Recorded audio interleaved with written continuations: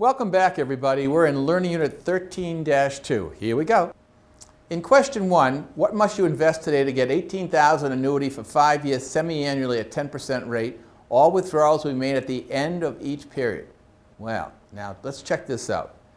5 years times semi would be 10 periods. The rate is 10% divided by semi would be 5%. How much must you invest today? So in this case, the key word here is today. We're trying to figure out what do you have to put into the fund today so you can drain out of the bucket so much. Well, in this case, we're talking about a present value of your annuity.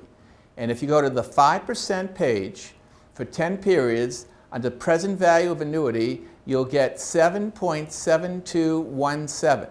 Now, what does that mean? This is the hardest part.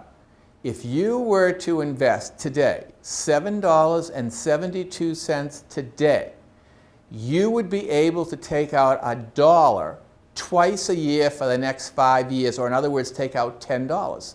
So what we're seeing in present value of annuity is you're putting in $7.72 today so you can drain out basically $10 over the lifetime. But in step 3, it shows you you're not draining out $1, you want to drain out what? $18,000?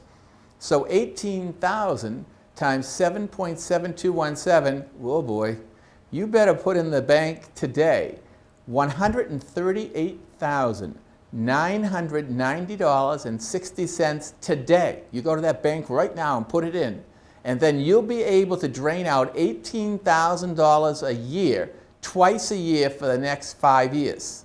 Pretty good deal. It's good planning.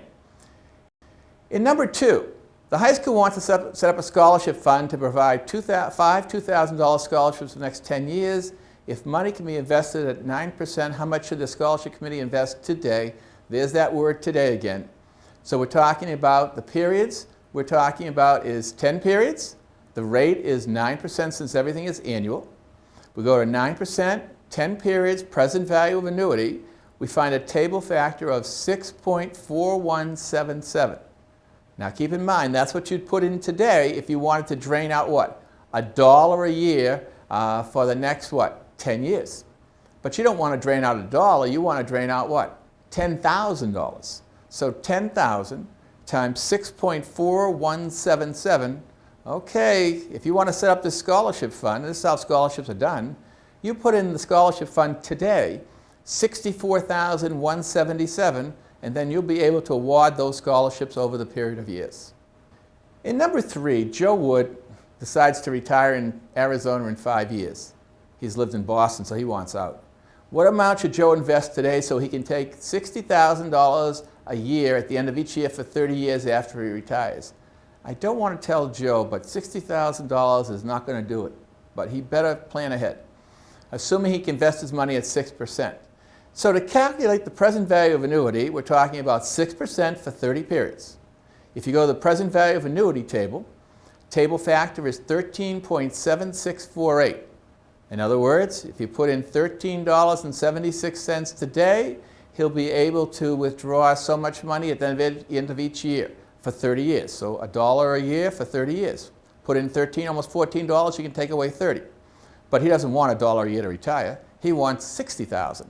So 60,000 times 13.7648 puts it at, oh, catch this, Joe.